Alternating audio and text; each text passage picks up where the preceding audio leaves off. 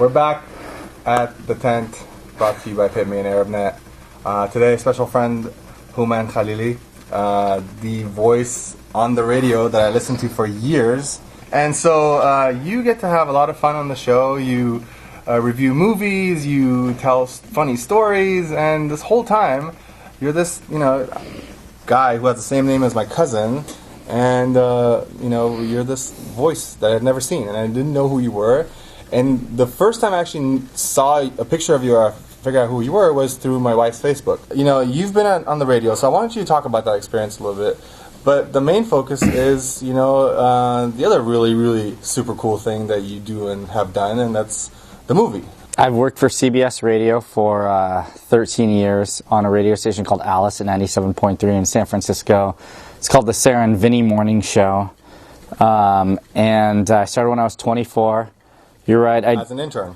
As a guy who folds T-shirts and hands out keychains. That's even lower than an intern. Yeah, it is lower than an intern. It's the lowest. At its worst. Exactly. Okay. And when I started, I was, I was a grunt. I was just doing grunt work. So at the radio station, I do celebrity interviews, but I also screen the phone calls, do the contests, stuff like that. And it's been a great experience. I mean, it's tough waking up at 3:45 a.m. 5 days a week. How do you do that? Some people say you get used to it, but you never really get used to it. And the next question everyone asks is, do you mess up your schedule on the weekends? Absolutely. Yeah, because you're out a lot. Yeah, I go out every night of the week. Every night of the week. Hooman's on the radio and then on the street, like some event. And I see pictures of you at galas and charity events and concerts. Through the years, I slowly but surely worked my way up, and I miraculously landed on the morning show. And during the 13 years I've been there have been 9 program directors, 9 different bosses. So imagine a football team with 9 coaches in 13 years. But we've weathered a lot of storms, and you guys are big. I mean, just for our audience who don't know what Alice is. Yeah, we have, I think, 450,000 listeners in the morning. Every day. Yeah, and we've been #1 with females 25 to 54 for at least 13 years. Okay, so I have a confession to make. Here we go. Before I knew who you were and before we were friends, my wife would always want to listen to you, and I was like, no, NPR. Oh, we had like an argument in the car, and so I'm like, this is so not. Did your wife win?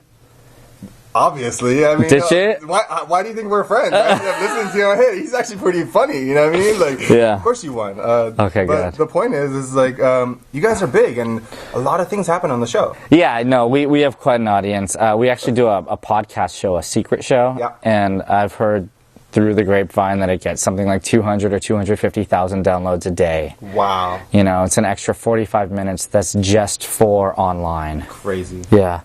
So, anyway, during that time, I review films, and there were times where I was seeing 300 movies a year.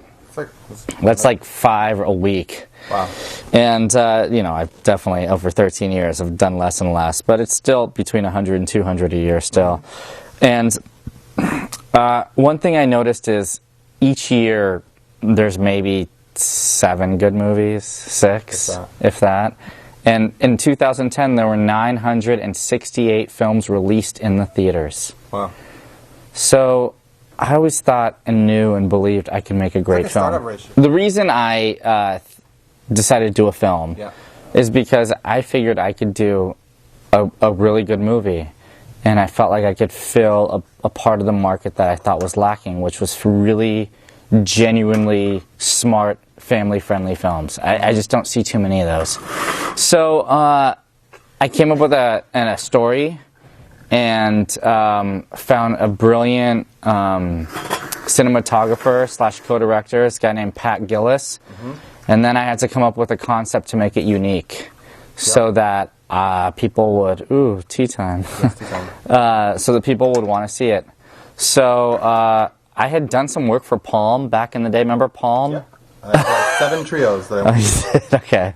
They always had these, I thought, cool cell phones, but the optics on them sucked every time. Yep. And I was waiting for a cell phone to come out that could shoot in true high def. When that finally happened, called Pat, said, can you, rig this thing so we could shoot a full-length film from it? And he said yes. And we turned off every component of that cell phone. It couldn't make a phone call. It couldn't go on the internet. It couldn't send a text. It couldn't, because we didn't want anything to interfere with its camera ability. Huh. You know, you stripped it down. You hacked it. Oh yeah. To use the camera, and it was a Nokia phone. Yeah. You used the 10. No, N8. N8. Okay, yeah, so yeah. high def. Yeah. And you shot the entire movie with this phone. Exactly. And yeah. I've seen it. The movie's awesome. The film's called Olive. Olive the movie, right? Yeah, Olive the movie. It's actually kind of interesting. Two things. One, it's got a Middle Eastern component. Right? It does, yeah. An Egyptian man. An Egyptian man. And then secondly, I actually like to take some sort of credit because I contributed to the movie, you know, in some really funny, strange way, right? So there's an organization down in Los Angeles called Metal, and it's just for men. Ken Rakowski. And it's we miss you, Ken. And it's a event that happens every Saturday where men can network and hear. It's like a mini TED every Saturday. Yep. And there was one Saturday you brought me down. No, I'm like, hey, Hooman, you got to fly down for this. You're like, get up at 6, fly to LA, go to a meeting and fly back. I'm like, yes. And you showed up wearing the PITME shirt. I did. I give you props for. And then what happened? I blindly trusted you. And Ken does something really cool. I like the way he did it in the past more than the way he does it presently. But he says, who's new? Yeah. And he hands you the microphone and he goes, you have 45 seconds to impress everybody in this room. Cool. Yeah, speed to cool. Yeah. In the 45 seconds, I talked about my film. 15 seconds, actually. Oh, see, he even lowered the time now. Yeah, it's 15 seconds. So the guy next to me said, what do you want to do? I said, I need distribution for my film. And he said, where are you going to be? I said, I'm going to be in Tennessee showing this to the faith division of Warner Brothers. And he said, you see that guy in the back? That guy's the biggest dentist in Tennessee. That's funny, right? Yeah, and one thing led to another. That guy just happened to be the dentist of Dolly Parton. Yep. And then after that, that guy's brother just happened to be Dolly Parton's music producer. All right. Went and showed him the film. He loved it. Showed it to Dolly. She loved the movie. She loved it so much that she wrote 5 original songs for the film out of the goodness of her heart. And I remember when you called me and told me, and you're like thanking me. I'm like, come on, I didn't do anything. I didn't know Dolly Parton. I just wanted to share, Metal with you because, I used to fly down there just for that or drive down there. Because I think Ken is amazing and the community that exists is amazing. But literally the whole point is like people helping each other and making introductions and these things. Someone, Stephen Mead, we want you on the show. He told me once that he was focus guy for Metal. Yeah. And so what that means is that everybody in the group helps you out. And so he had 72 meetings in like a week. He said his business moved forward faster in that 1 week than it had in the 4 years before that.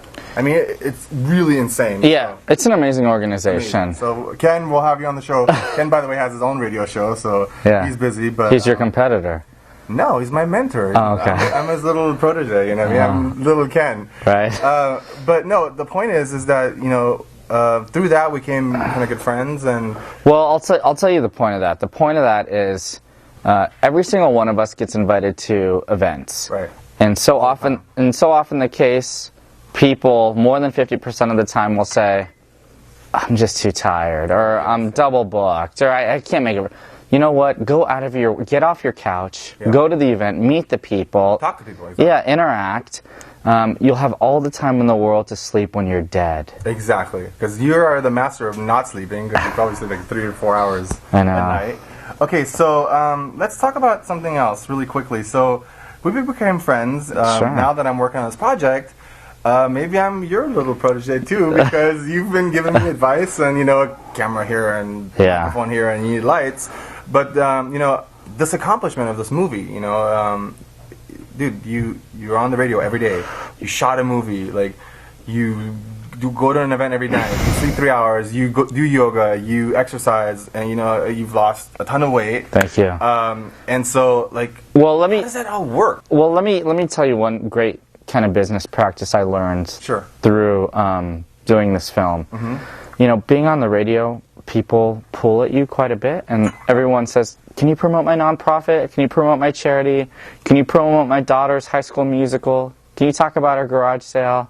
We have a car wash for the baseball team. And believe it or not, I do it about 80% of the time. I will help people. One thing I learned from doing this film, and you know, maybe I approached it the wrong way, because ultimately you have to do this because you just genuinely want to give. Yep. But I went back to those people who I helped when it came to time to do this film, and virtually 100% of them didn't lift a finger to help me back. And it was a super big bummer, but it was a huge kind of wake up. And I still go out of my way, and I still will help people. Look, there's going to be a time in your life where you're going to reach out to the people that you've helped. Yeah. Don't be shocked if they don't lift a finger for you, and just keep pounding the pavement. Ultimately, the reason my movie is successful is because of the generosity of strangers, people I've never met before. Thank God I went out, met people, didn't sit on my couch, didn't watch TV, made this stuff happen. So can we call it the power of networking and power of transparency in a sense? Because absolutely. And those are two things that are not as prevalent in the Middle East, you know that, and because things are a little bit old school, you know. Sure. Strangers don't just do these kinds of things because they need to first trust you and have a relationship. But when the relationship exists, it's really deep and genuine, I think. But it takes a little bit longer to build those relationships. So, I was going to ask you something. Like, so 12 or 13 years on the radio, right? All kinds of crazy stuff happened, right? Sure. Tell me the craziest story that you've never told before, publicly or on the radio. I've been kicked out of quite a few interviews. Okay. Why is that? I guess I could tell you a Val Kilmer story. Awesome. I love Val Kilmer. Go ahead. He was doing a junket for a film of his. And I want to engage the listeners. Sure. And so one way I engage them is I say, hey everyone, later on today I'm going to be interviewing Val Kilmer. I don't really know anything about this guy. If anyone has any great questions, send them into the radio station, and I'll even give your company a shout out. I'll give you a plug if it's a good question that I end up using. Cool. Like an hour after I said that on the radio, I get a phone call from like Warner Brothers or whomever was the PR company, the publicist company for the head of publicity from the movie studio. Okay. And I'm like, yeah. And she goes, did you just go on the radio and say you don't know anything about Val Kilmer? I'm like, well, yeah, I guess I might have said something along those lines. And the woman's like, he was listening to the radio and he heard you and he's really mad. And I'm like, listen, I need to involve the listeners. I can't just, this is a golden opportunity for them to, and she goes, well, he's really mad at you. He's really mad. He doesn't want to do the interview. And I'm like, what are you talking about? How is he mad? And she said, well, it's just so unprofessional for you to say you don't know anything about him. Well, I said, I can't know everything about every celebrity. There's so many these days. You guys are not Facebook friends? Yeah, we're not Facebook friends. It's before Facebook. I think it was called the Salton Sea. And ultimately, we went back and forth for like 15 minutes on the phone, and she goes, well, we're gonna have to kick you out. You can't do the interview. Val Kilmer just doesn't want to see you. I'm like, whatever, okay, fine.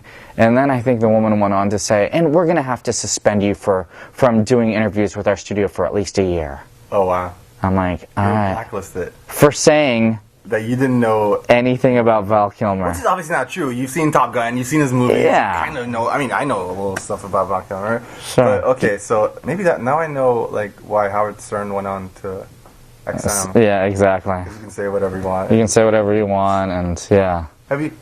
Has that been an issue with you guys? Because your show gets a little crazy sometimes, and that's why partially you do the Secret Show, right? Yeah, absolutely.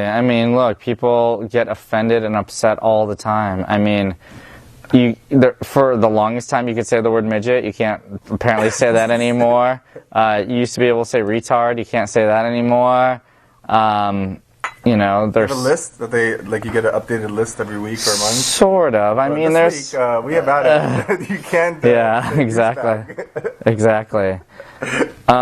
So it's always a little hairy. You don't really know what you can get away with. Sure. And you're always ultimately going to offend somebody.